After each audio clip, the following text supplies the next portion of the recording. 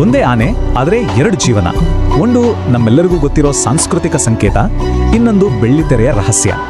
ಈ ದಸರಾ ವೈಭವದ ಹಿಂದೆ ದ್ರೋಣನಿಗೆ ಇನ್ನೊಂದು ಮುಖವಿತ್ತು. ಅದು ತುಂಬಾ ಜನಕ್ಕೆ ಗೊತ್ತೇ ಇಲ್ಲ. ಹೌದು, ದ್ರೋಣ ಬರೀ ಅಂಬಾರಿ ಹೊತ್ತ ಆನೆ ಅಷ್ಟೇ ಅಲ್ಲ, ಅದೊಂದು ಬಾಲಿವುಡ್ ಸ್ಟಾರ್ ಕೂಡ ಆಗಿತ್ತು. 1990ರಲ್ಲಿ ಬಂದ ಸಂಜಯ್ ಖಾನ್ ಅವರ famous serial the sword of Tipu ಸುಲ್ತಾನ್ನಲ್ಲಿ ದ್ರೋಣ ನಟಿಸಿದ್ದ. ಅಷ್ಟೇ ಅಲ್ಲ, ಈ ಸೀರಿಯಲ್ ಶೂಟಿಂಗ್ ಆಗಿದ್ದು ನಮ್ಮ ಮೈಸೂರಿನಲ್ಲೇ.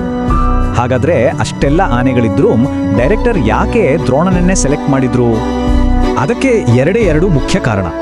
ಒಂದು ಅದರ ಶಾಂತ ಸ್ವಭಾವ, ಇನ್ನೊಂದು ಮಾವುತನ ಮಾತು ಕೇಳೋದು. ದ್ರೋಣನ ಈ ಎರಡು ಗುಣಗಳೇ ಅದಕ್ಕೆ ಬಾಲಿವುಡ್ನಲ್ಲಿ ಚಾನ್ಸ್ ಕೊಡಿಸಿದ್ದು.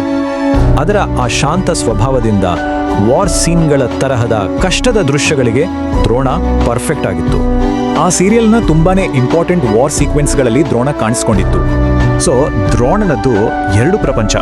ಒಂದು ದಸರಾದಲ್ಲಿ ಪೂಜೆಗೊಳ್ಳೋ ಸಾಂಸ್ಕೃತಿಕ ಸಂಕೇತ, ಇನ್ನೊಂದು ತೆರೆಮರೆಯ ಸಿನಿಮಾದ ಹೀರೋ.